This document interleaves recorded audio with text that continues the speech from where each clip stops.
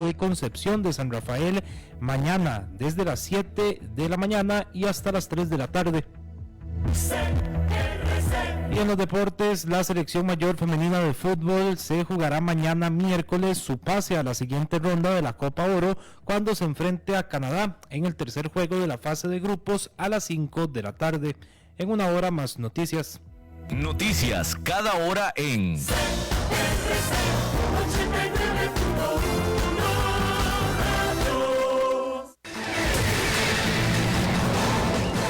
Más noticias en nuestra web crc891.com. Seguinos en Facebook y Twitter como CRC891 Radio y en Telegram como Noticias CRC. Transcomer, puesto de bolsa de comercio, presenta a las 5 con Alberto Padilla.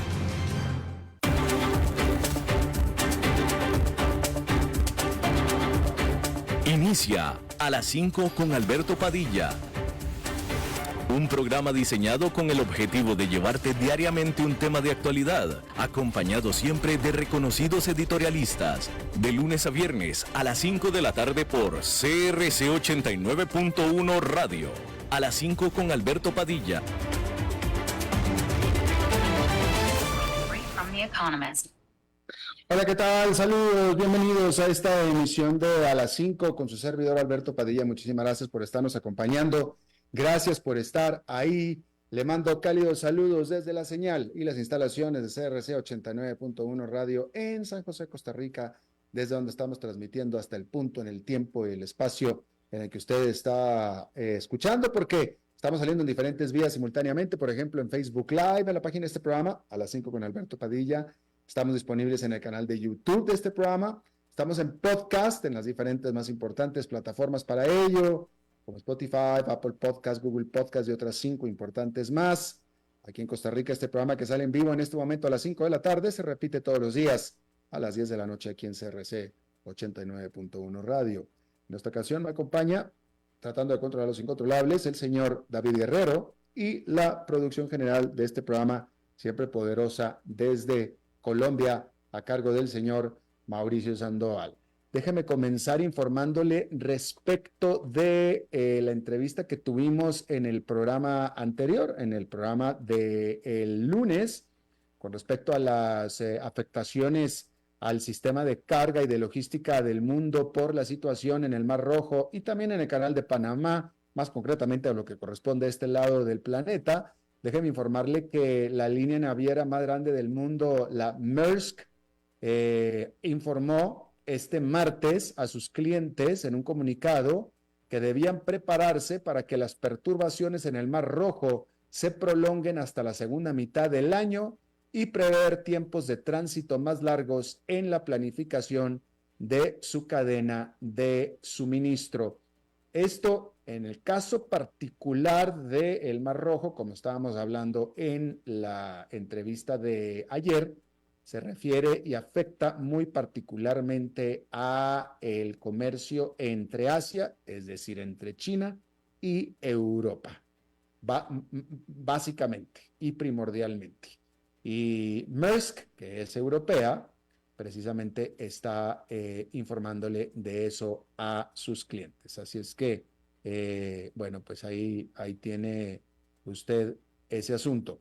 Déjeme informarle también que, cambiando de tema, que los líderes del mundo, algunos líderes del mundo, reaccionaron a la declaración del presidente de Francia, Emmanuel Macron, diciendo que tanto Europa como los aliados, líderes aliados, no han todavía alcanzado un consenso sobre si enviar o no tropas a Ucrania, pero que sin embargo nada debería de quedar fuera de consideración. Eso fue lo que dijo Emmanuel Macron. Inmediatamente después, Estados Unidos estuvo en desacuerdo con esta declaración, diciendo que el camino hacia la victoria en Ucrania es, en lugar de lo que dijo Macron, que el Congreso de los Estados Unidos permita más ayuda militar a Ucrania. Obviamente, una declaración bastante centrada egocentrista la declaración que hizo Washington, la declaración que hizo la Casa Blanca, que está metida en este conflicto con su propio Congreso por la falta de ayuda o de autorización del Congreso para enviar ayuda a Ucrania, por supuesto. Pero sin embargo, el canciller alemán Olaf Scholz dijo que los países de Europa y de la OTAN han determinado desde un principio no enviar soldados a Ucrania. A todo esto, el vocero del Kremlin, Dmitry Peskov, advirtió en contra de un movimiento en ese sentido, afirmando que cualquier cosa en relación a esto sería absolutamente no en el interés de estos países. Eso fue lo que dijo el Kremlin a estas declaraciones de Emmanuel Macron. Bueno, el presidente Joe Biden, cambiando de tema, dijo que es de su creencia personal, que Israel parará sus actividades militares en Gaza durante el Ramadán, que es el mes santo musulmán que comienza el 10 de marzo. Según los reportes, Hamás está considerando una propuesta de un alto al fuego o una tregua de 40 días, pero indicó que las negociaciones no están en este momento cerca de un acuerdo como Joe Biden, el presidente de Estados Unidos, lo ha sugerido. Esto fue lo que dijo Hamás.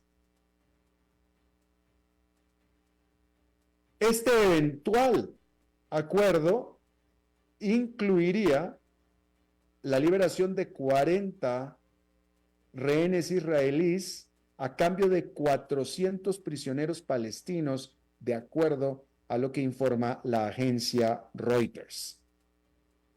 Así es que ahí lo tiene usted. Una cosa dice Estados Unidos, otra cosa están diciendo los directamente involucrados. Y bueno, ahí tiene usted. Hay que decir que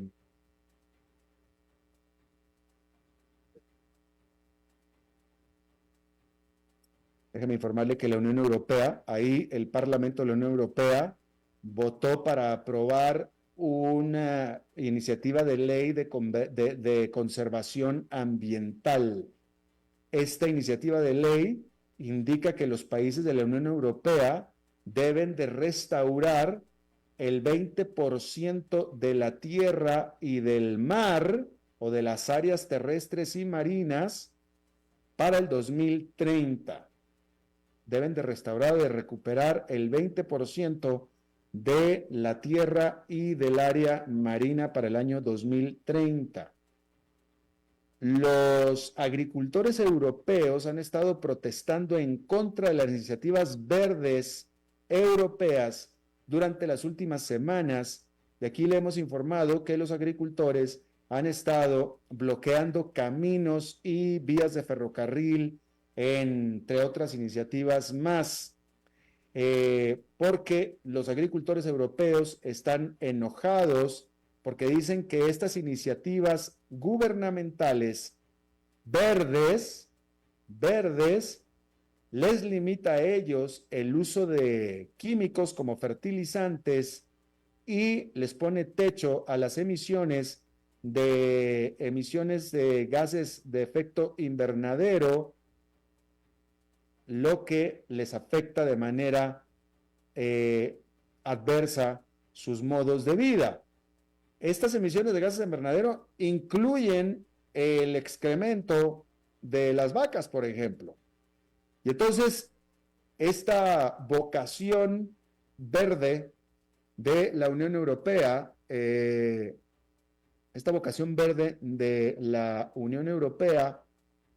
va de acuerdo al poderoso sector agricultor de la Unión Europea en su detrimento. Eso es lo que han estado alegando y luchando los agricultores europeos desde hace las últimas semanas en estas manifestaciones pues bastante notables, vamos a decirlo de esta manera, ¿no? A este respecto, hay que decir que otros que han estado al pie de guerra también son los agricultores, particularmente de Polonia, en donde ahí estos han estado interrumpiendo las vías de comunicación como caminos y puertos y también estaciones de tren, específicamente en la frontera con Ucrania. Y este martes, estos agricultores polacos aumentaron sus protestas, trayéndolas a la capital polaca de Varsovia. Los agricultores polacos están quejándose de lo mismo que se quejan el resto de los agricultores europeos. Sin embargo, en el caso particular de los polacos tienen también una preocupación muy particular, que es la que les toca a ellos en su vecindad con Ucrania, que es precisamente los productos abaratados que están cruzando la frontera de Ucrania hacia Polonia, porque la Unión Europea quitó los aranceles a los granos ucranianos en el 2020 para ayudar a este país a que pueda financiar la invasión que está teniendo por parte de Rusia, para ayudar a la economía. Pero, pues los agricultores polacos dicen, pues qué bueno que los estamos ayudando, nada más que esa ayuda me está afectando a mí directamente porque yo simplemente no puedo competir. Simple y sencillamente yo no puedo competir. Tú estás metiendo aquí estos granos ucranianos y a mí me sacas del negocio, ¿sí? Esto, por supuesto, que le presenta un problema político al primer ministro de Polonia, Donald Tusk, quien ha estado tratando de presentar su gobierno entrante, que es nuevo, como más cooperativo con la Unión Europea, no tan combativo como el gobierno anterior, pero al mismo tiempo también no quiere antagonizar, no quiere pelearse con sus agricultores antes del periodo de elecciones internas que viene en este abril. Así es que tiene este acto de balanceo ahí el primer ministro de Polonia, y los agricultores de Polonia tienen esta problemática bastante particular, diferente a la que tienen el resto de la Unión Europea. Así es que ahí lo tiene usted. Y bueno, en Rusia, una corte sentenció a Oleg Orlov a 2.5 años de cárcel de prisión por haber denunciado a la guerra de su país en Ucrania.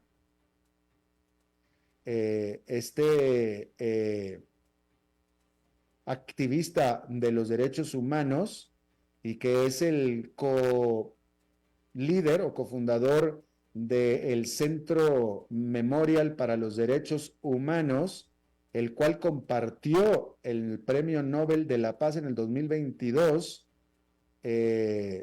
después, al año siguiente de que fue clausurado este centro por el gobierno o por el Kremlin, fue sentenciado de nuevo a 2 años y medio de prisión. Orlov, ¿cuál fue el crimen? ¿Por qué lo están metiendo? Digo, para que vea usted lo que es la vida en Rusia. ¿Por qué lo están metiendo a la cárcel por 2 años y medio? Básicamente por haber declarado que las tropas rusas están cometiendo asesinatos en masa en Ucrania. Básicamente. Y por eso lo están metiendo a la cárcel. Que eso es ilegal en Rusia.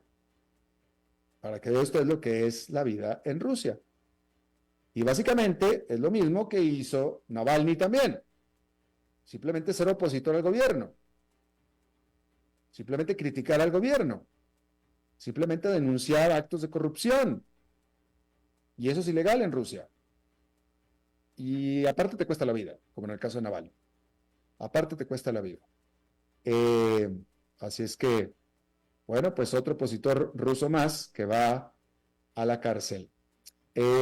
Por cierto, hablando de Rusia, y esto es, yo lo puse en mi cuenta de X, ahora X, antes Twitter, eh, yo varias veces le he comentado, yo en las noches, yo como entusiasta de la aviación que soy, muy entusiasta, yo en las noches me la paso literalmente siguiendo aviones en el cielo, literalmente. Y tengo una aplicación en el móvil, Flight Radar 24, que uno puede seguir y ver los aviones en vuelo en todas las partes del mundo. Y anoche estaba viendo un avión militar, un avión de transporte militar ruso con la leyenda o estaba con identificado en el radar como mire, se lo quiero decir porque no quiero equivocarme en el nombre y quiero leerle exactamente el nombre de decía el avión era, bueno, era un avión grande, era un avión grande, venía de La Habana a Managua, y era un avión identificado como un escuadrón especial aéreo o escuadrón aéreo especial, o especial aéreo, escuadrón especial aéreo. Y nada, es todo lo que le estoy diciendo. Un avión militar ruso identificado como escuadrón especial aéreo, volando de La Habana a Managua y anoche aterrizó en Nicaragua. Desconocemos qué trae a bordo. Desconocemos qué trae a bordo. Lo único que sí le puedo decir es que es muy poquito el comercio entre Rusia y Nicaragua o entre La Habana y Nicaragua. Es muy poquito. Créanme, es muy poquito. Y no necesariamente este era un avión de carga, ¿verdad? Era un avión militar. Y bueno, nada más es todo lo que le estoy diciendo. Si quiere más información, ahí está en mi cuenta de Twitter la fotografía, el pantallazo de este avión Ilyushin 96 aterrizando en el aeropuerto de Managua. Es simplemente la observación que yo le estaba haciendo a usted. A lo mejor pudiera ser uno de esos charters con más inmigrantes africanos, puede ser, no desconozco. Ciertamente nadie en Nicaragua va a hablar de información al respecto, va a dar información al respecto. Es interesante, entre los entusiastas de aviones, de la aviación, pues hay varios grupos de Facebook, ¿no? De entusiastas de los aviones, y entre ellos está un grupo de Nicaragua, de entusiastas de aviones de Nicaragua, con el cual yo mismo me he comunicado. No sé si me identifican como periodista, probablemente no, no sé, pero como entusiasta sí, y yo por mensaje directo me he comunicado con ellos sobre tal o cual curiosidad de algún avión o lo que sea, o alguna cosa relacionada con aviones en Nicaragua, y me han contestado. Cuando se ha hecho, cuando yo los he contactado específicamente sobre estos aviones de inmigrantes que han llegado a Nicaragua desde África y desde Haití, y etcétera, se quedan callados, no pueden hablar, no hablan, tienen mucho miedo, se quedan callados. Cuando de otra manera, de otro tipo de preguntas, la comunicación ha sido fluida. Así es que lo mismo en este avión militar ruso, pues tampoco no van a hablar y no dicen absolutamente nada. Así es que ahí lo tiene usted. Y bueno, déjeme informarle otra cosa.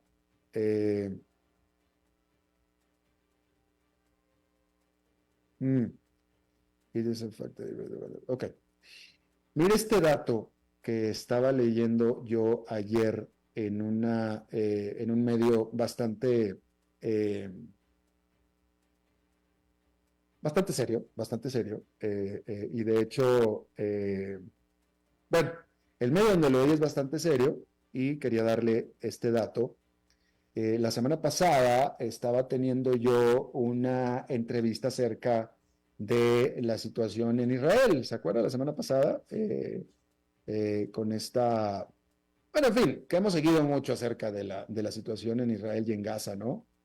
Pero anoche vi este dato que pone como fuente al Instituto de Democracia de Israel.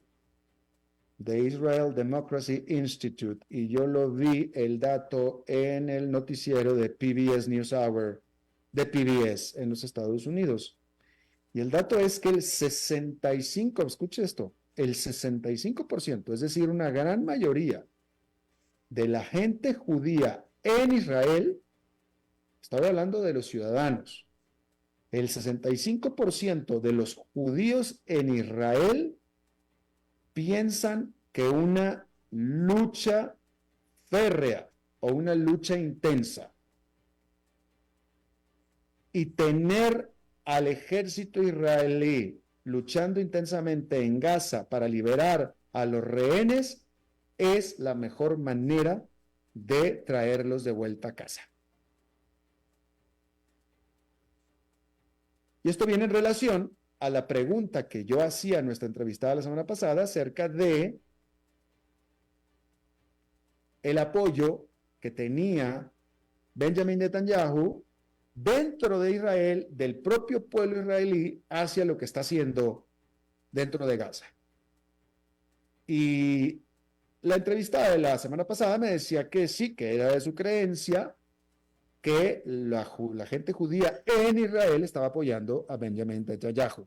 Bueno, pues aquí tenemos otra confirmación de esta, viene de esta encuesta que hizo entre diciembre 25 y 28 del 2023, es decir, del año pasado, obviamente, por parte del Instituto Democrático de Israel o del Instituto de la Democracia de Israel.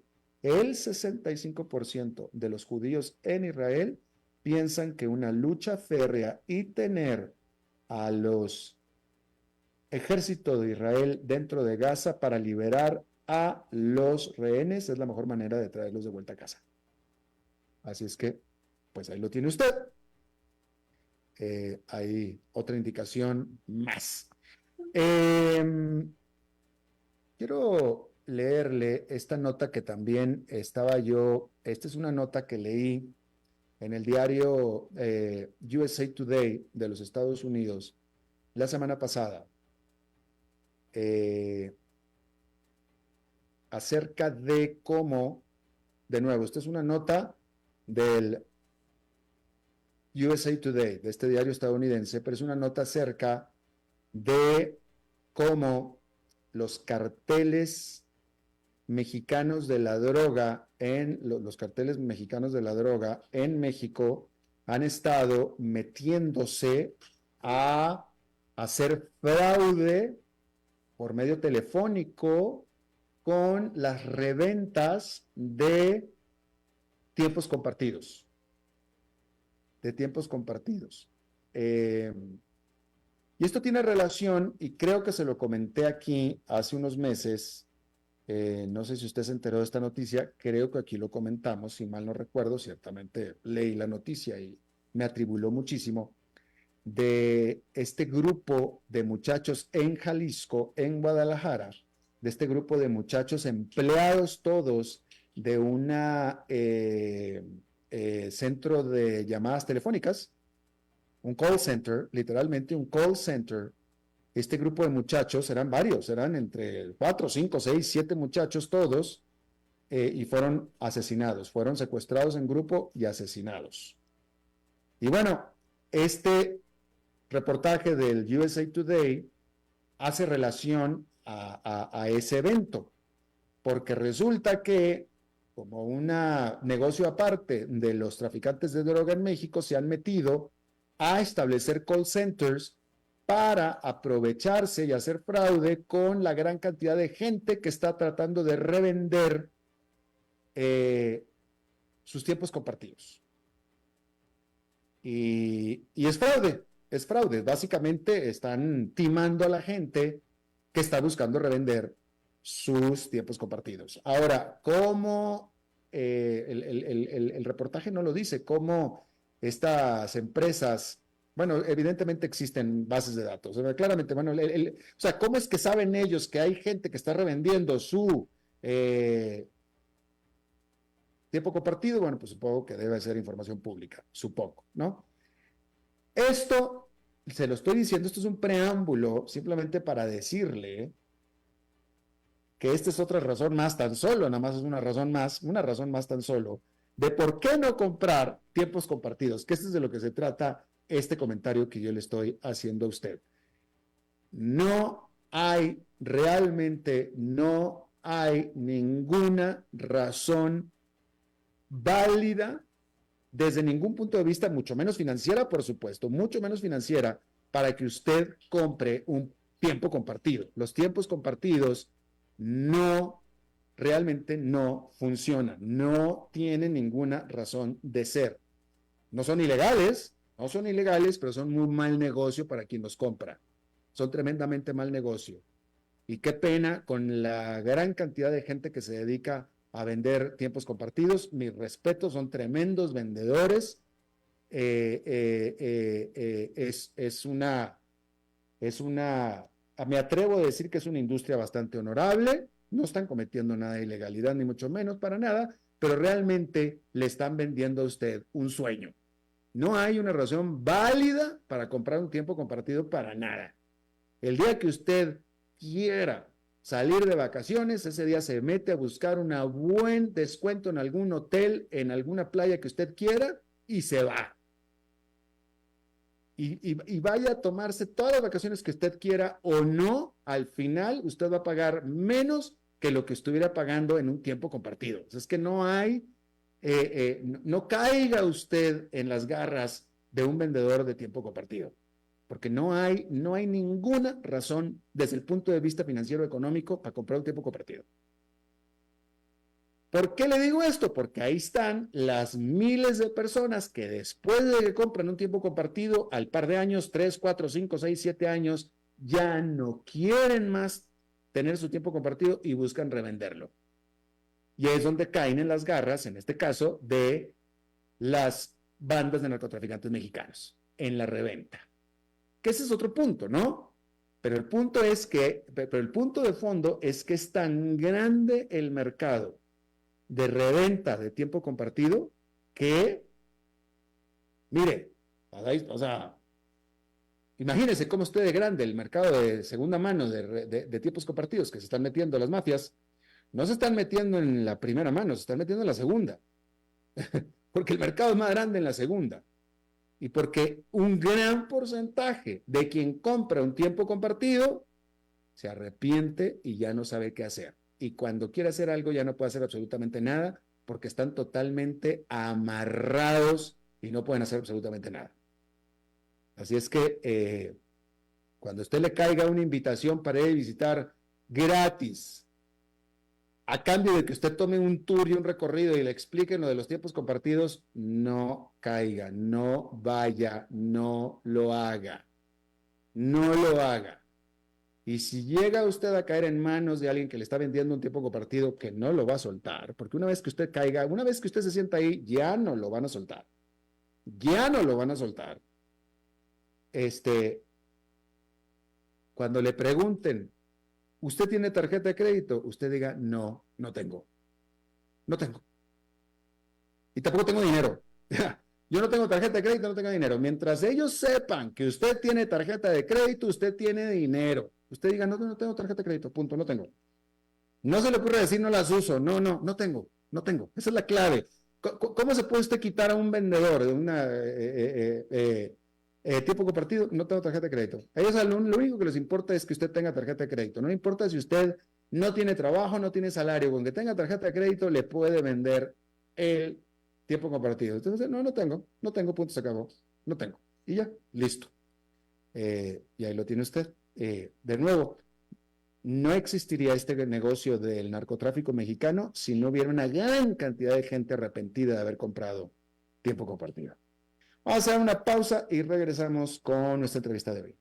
A las 5 con Alberto Padilla, por CRC 89.1 Radio. Ok, ya te has reído con nosotros, has aprendido con nosotros y nos hemos conocido más. Pero es hora de ponernos serios. El mejor momento para invertir fue hace 10 años y el segundo mejor momento para hacerlo es hoy. Entra a transcomer.com, convertite en un inversionista y transforma tu destino. Transcomer, puesto de bolsa de comercio. Construyamos juntos su futuro. Somos expertos en eso.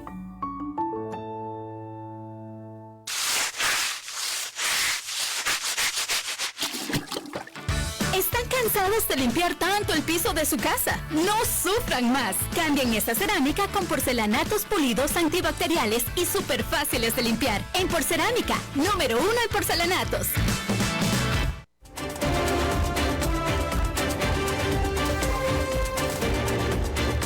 Seguimos escuchando a las 5 con Alberto Padilla. Gracias por continuar con nosotros. Quiero tomar aquí en este programa el tema de ahora con esto de la reelección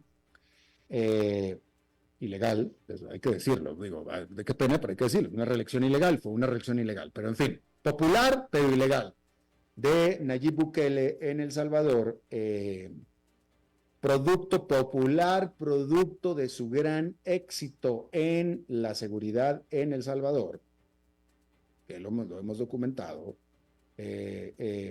Yo, una cosa que señalo aquí es que a Nayib Bukele no le gusta que hablen de otra cosa en su país que no sea el éxito que él tiene en la seguridad, y dice que los medios de comunicación y los periodistas internacionales solamente se fijan en lo malo. Y lo que yo siempre he replicado al respecto es que si en toda América Latina se conoce del éxito que ha tenido en seguridad Nayib Bukele, ha sido precisamente por los periodistas que lo decimos, precisamente, por eso todo el mundo lo sabe. En fin, pero de la mano de este éxito en la seguridad han venido muchas denuncias de abusos en los derechos humanos.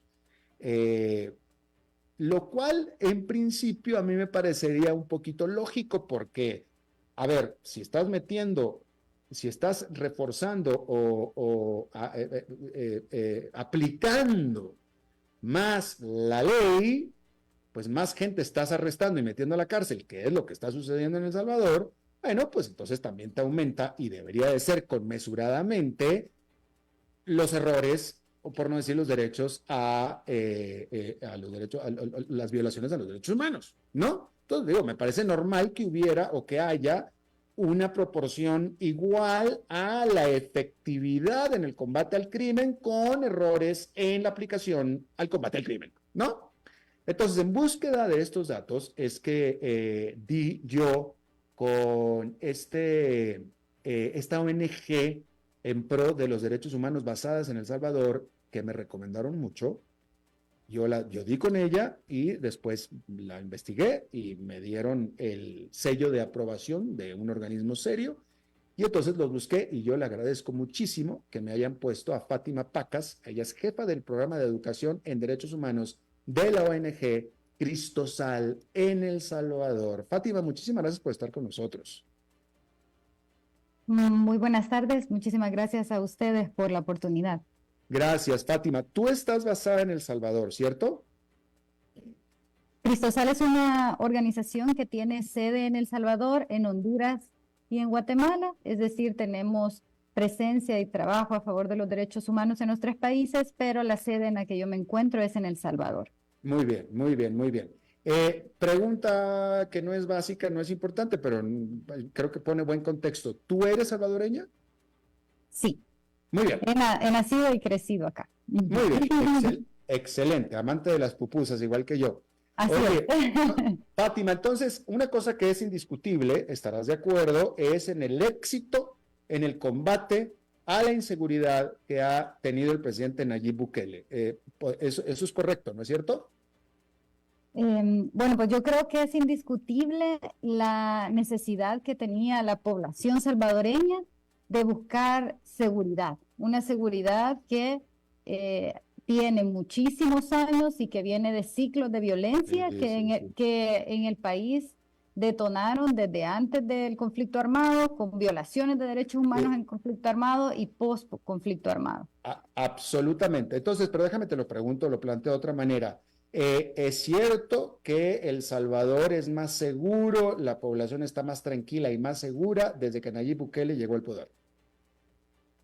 Creo que es cierto que hay mucha población, como tú dijiste, que apoya medidas de seguridad implementadas en este momento, pero que a su misma vez hay muchas personas que cuando reconocen la extensión de lo que esas medidas de seguridad implican, también expresan que no están en acuerdo con esos mecanismos. Sí es importante, y yo quiero ser muy clara en esto, muy honesta, nosotros desde Cristosal tenemos años trabajando con personas que sufren violaciones de derechos humanos. Durante el conflicto armado, Cristosal lleva el caso del Mozote, que es un caso de crímenes de lesa humanidad, donde nuestros abogados le dan representación jurídica a las víctimas de una de las masacres de la masacre más grande que hubo en Latinoamérica, y no han encontrado justicia aún. Post conflicto armado tuvimos un proceso de violencia caracterizado sobre todo por este tema de las pandillas, donde muchas personas sufrieron desplazamiento forzado interno. Y Cristosal ha dado desde el inicio de su trabajo atención y apoyo psicosocial y legal a personas que sufrieron desplazamiento forzado interno. Y en este momento estamos dando apoyo a personas que sufren siempre violaciones de derechos humanos, pero violaciones ahora que vienen dirigidas no solamente por estructuras criminales que no han desaparecido, eso es importante decirlo.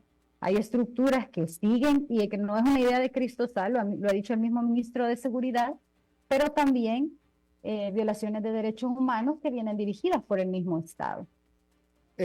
¿Quieres tú decir, estás diciendo que en cantidad o en proporción hoy se violan la misma cantidad de proporción de derechos humanos que siempre, solamente se cambió de quién los comete? No son esas las frases que yo estoy diciendo. No, por eso pedía aclaración. Claro, no. Yo creo que El Salvador ha sido un país que históricamente ha vivido ciclos de violencia. Y nosotros lo reconocemos, cualquier salvadoreño lo va a reconocer, y en esos contextos de violencia siempre ha habido un actor que ha sido ese actor clave, al que la población reconoce como el que está generando, perpetuando esa violencia. Y el que al final muchos de esos casos que generaron violencia terminaron en impunidad. En el caso actual, yo no estoy diciendo que ha sido más o menos porque no tengo una estadística que me permita reconocerlo, pero sí estoy diciendo que no se puede invisibilizar que en el país que como tú bien decías al principio, se busca a toda pompa y a toda luz de bengala decir que es un país totalmente seguro, el país más seguro de Latinoamérica, como le han dicho en muchas propagandas.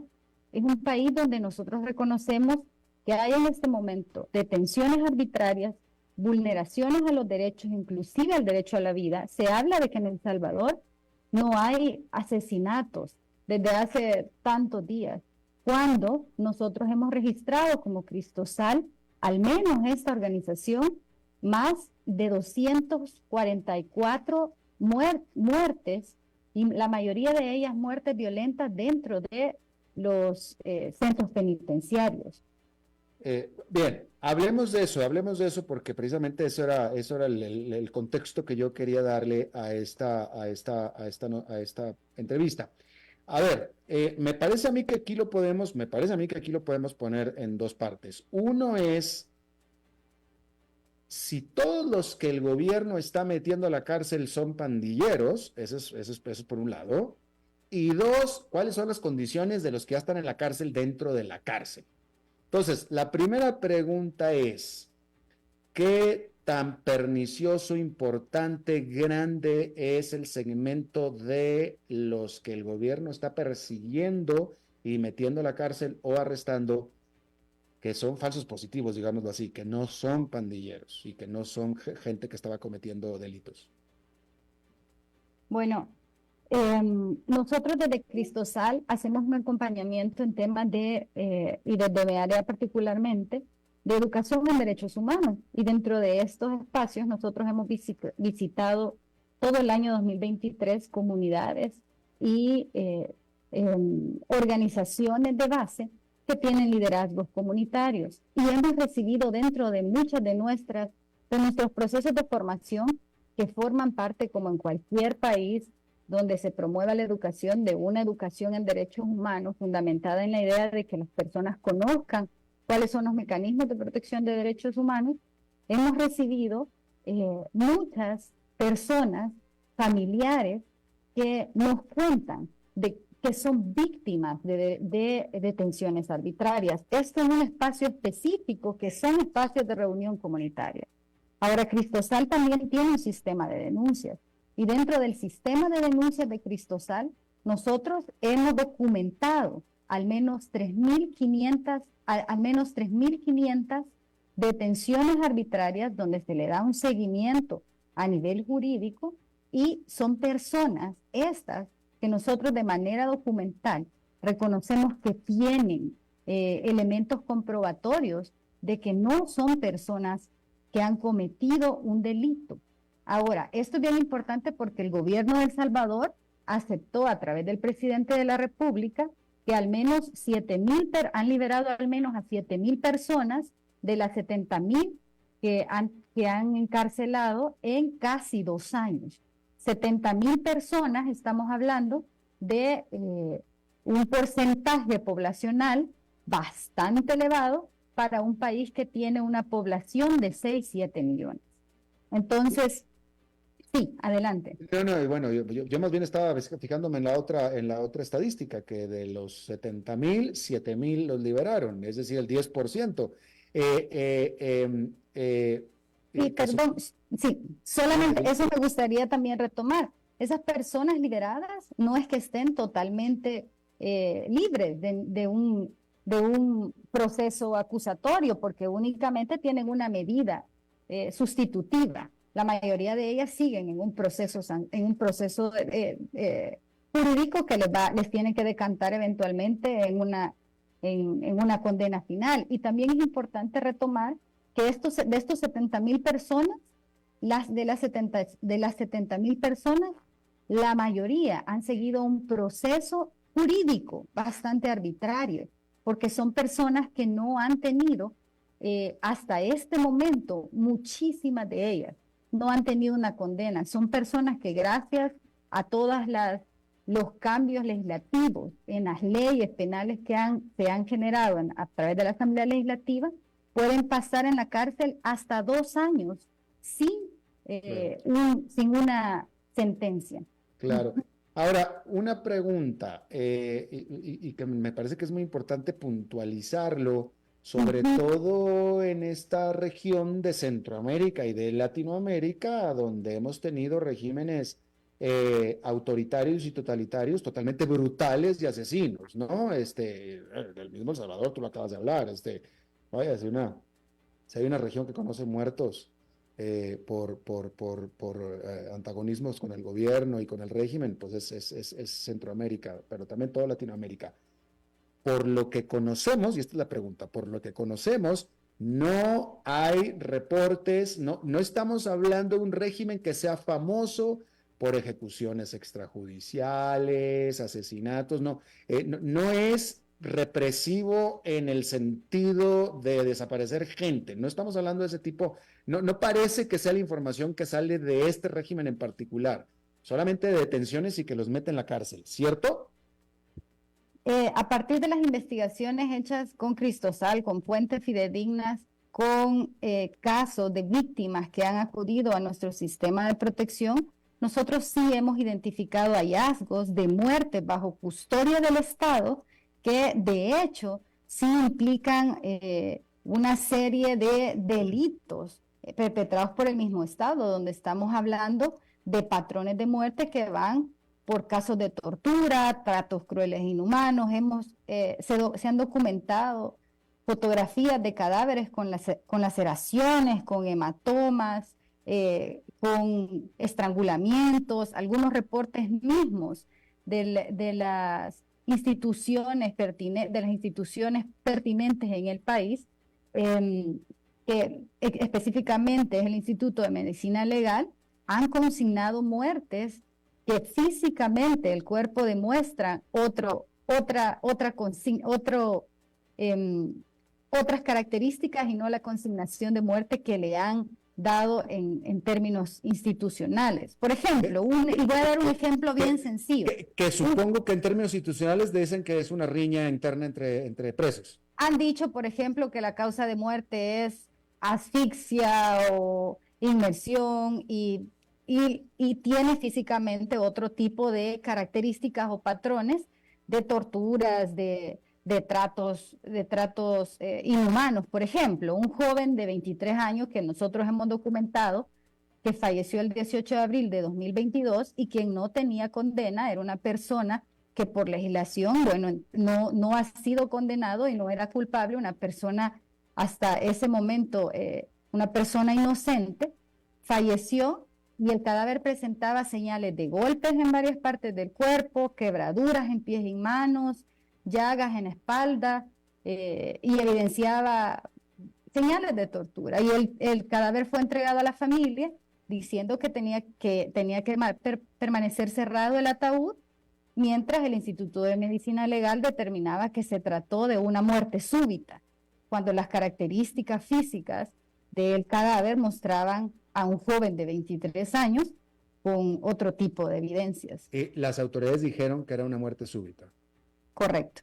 Porque así está prescrito en el documento oficial del Instituto de Medicina Legal. Ok, una muerte súbita después de una golpiza, seguramente. Pero ¿de qué manera podemos? Claro, una muerte así es terrible, una es demasiada, pero creo que es importante, o sea, una es demasiada, pero es importante distinguir si estas son excepciones o es la generalidad. Este es un régimen conocido por eso, estamos hablando de grandes cantidades de este tipo de muerte o son ciertos casos aislados. ¿Podemos relativizarlo de esa manera? Nosotros en Cristosal somos solamente una organización pequeña con los pocos recursos que tiene, porque no somos el Estado ni somos la Procuraduría para la Defensa de los Derechos Humanos, una ONG que viene trabajando temas de defensa de derechos humanos. Hemos documentado 244 muertes dentro de centros penales. Y a nivel de organizaciones de sociedad civil ha habido un esfuerzo de organizar datos y estadísticas, y se han encontrado más de 5,000 denuncias de personas que están detenidas y que hay pruebas y que los familiares tienen pruebas y las organizaciones están recolectando pruebas de que son personas que no han tenido vínculo con pandillas. Ya. Bueno, pues Fátima, cuenta con nosotros, cuenta con este medio. Te pido que cuando tengas algún tipo de... nosotros vamos a permanecer en contacto, pero cuando tengas algún tipo de este tipo de denuncias, cuando vuelva a suceder un caso así, por favor, háznoslo saber para así comunicarlo efectivamente. ¿Sí? Fátima Pacas, jefa del programa de educación de derechos humanos de la ONG salvadoreña Cristosal, te agradezco muchísimo haber charlado con nosotros. Muchísimas gracias a ustedes, muy amables, y los dejo nos quedamos con esa invitación y estamos a la orden para darle seguimiento. Por favor, gracias. Hasta luego.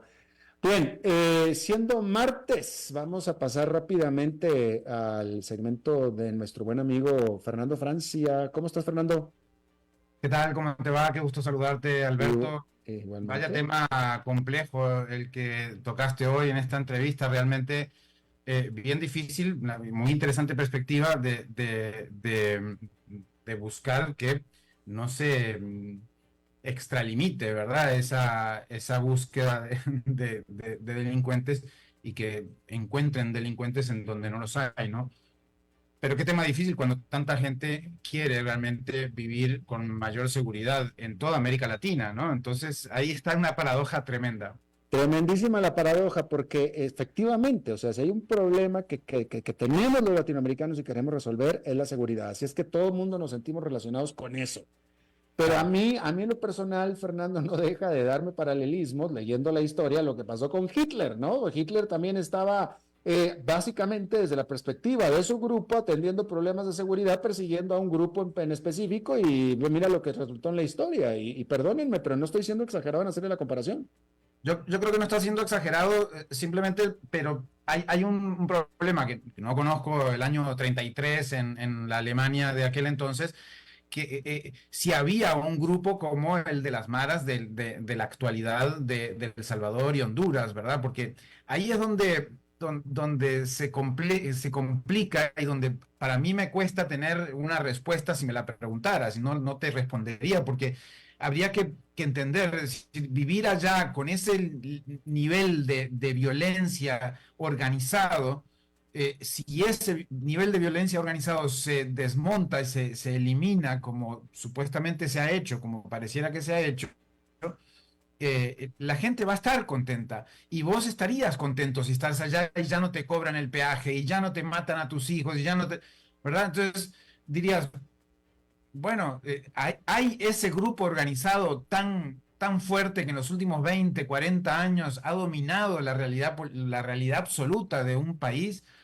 Qué difícil, ¿no? Yo no quiero hacer apología ni de Bukele ni de su sistema de justicia, si se puede llamar así, o de sistema represivo, si se puede llamar así, pero sin duda hay que estudiarlo mucho más. Totalmente, y es lo que estamos tratando de hacer, mi querido Fernando. Así es, y te agradezco por eso esa entrevista. Yo voy a hablar de un tema un poquito más general, contundentes, a veces más generales. Pues hoy quiero hablar del término sostenibilidad, que se ha vuelto omnipresente, ¿no? Está en todos lados, pero ¿qué significa realmente? La sostenibilidad va mucho más allá de simplemente reciclar, usar una bombilla de bajo consumo, plantar un árbol. En la búsqueda de futuros sostenibles, es fundamental comprender y abordar 5 aspectos que parecieran que no están relacionados con eso de las bombillas o de plantar un árbol. Colaboración, innovación, progreso social, tecnología y medición. Ahorita van a ver por qué. Colaboración, innovación, progreso social, tecnología y medición. El primero de los puntos, colaboración entre diversos actores. Parece un poco obvio, pero es que nos encontramos en una era en que los desafíos del desarrollo sostenible son cada vez más complejos y son globales. No alcanza con que uno cambie un bombillo. Tiene que haber colaboración entre distintos sectores. Ningún sector, organización o país por sí solo puede resolver este tema de los problemas complejos que plantea la insostenibilidad en la que hoy vivimos. Hay que colaborar, trabajar en colaboración, reconociendo que vivimos en un mundo interconectado. El segundo punto clave es la innovación, ¿no? Y cómo la aplican los distintos motores de cambio. La innovación es fundamental para encontrar soluciones creativas y efectivas a los desafíos de la sostenibilidad. La innovación está en muchos lugares, pero la que vemos más obvia o más presente en los medios es la innovación de las grandes empresas, que logran generar ideas escalables, pero también está en los grupos sociales que encuentran formas de organizarse para solucionar temas locales. Está en todos lados y a veces una no se ve. El mercado es posible que sea la palanca para impulsar cambios por medio de prácticas comerciales responsables y la promoción de productos y servicios sostenibles. Y usualmente tienen los recursos para hacerlo y por eso quizás se nota más. El tercer punto es el progreso social. Y ahí es donde la sostenibilidad se hace un poquito más amplia. No hay éxito de ningún tipo en sociedades fracasadas, decía el empresario suizo Stefan Schmidheiny. El progreso social se define de muchas maneras, pero una es la mejora del bienestar de las personas, las comunidades y las sociedades en general, más allá del crecimiento económico. Está bien el crecimiento económico, pero más allá de eso hay que ver lo otro. Esto incluye aspectos como la calidad de vida, la inclusión social, la equidad, la seguridad y el acceso a oportunidades. El éxito no debe medirse solo en términos económicos. Es necesario redefinir el éxito como sociedad que tenemos para incluir criterios como los que decía, de bienestar, de vivir bien. El cuarto punto es la tecnología. Hoy en la actualidad, la tecnología es fundamental para prácticamente todo. La tecnología puede ser un poderoso habilitador del cambio y generador de una escala de ese cambio, es decir, elevar la escala del cambio en el contexto del desarrollo sostenible. Sin embargo, la tecnología por sí sola no es la solución final. Usamos la tecnología para hacer este programa, pero queremos transmitir temas, no solo transmitir tecnología. Por eso debe ser usada responsablemente. Y el quinto punto es la medición. ¿Por qué hay que medir lo que hacemos y los avances que tenemos? Pues para conocerlos. Lo que no se mide no se conoce. es fundamental mantener vigentes las formas de medir nuestros impactos, los positivos y los negativos. Y eso nos permite conocer los resultados, los avances y cómo podemos seguir avanzando hacia futuros sostenibles. Tanto las empresas en esta sociedad como los grupos organizados tienen que medir lo que hacen. Y ahí es donde a veces pues, hay que ponerse de acuerdo cómo se miden variables tan distintas. Estos 5 puntos fundamentales, colaboración, innovación, progreso social, tecnología y medición, pues son esenciales para impulsar una transformación global hacia el futuro sostenible para todos. Así que hay que tenerlos en cuenta, más allá de cambiar bombillos y reciclar, cuando hablamos de sostenibilidad y poner este término en perspectiva, Alberto. Bueno, pues en perspectiva lo acabas de poner. Muchísimas gracias, mi querido Fernando. Un abrazo grande, Alberto, que estés muy bien. Gracias, próximo martes entonces. Y bien, aquí estará. Eso es todo lo que tenemos por esta emisión de A las 5 con su servidor Alberto Padilla. Muchísimas gracias por habernos acompañado. Espero que termine su día en buena nota, en buen tono, y nosotros nos reencontramos en 23 horas. Que la pasen muy bien. A las 5 con Alberto Padilla fue traído a ustedes por Transcomer, puesto de bolsa de comercio. Construyamos juntos su futuro. Somos expertos en eso. Porcelanatos a precio de Expo Construcción. Solo en Porcerámica te mantenemos los precios de la Expo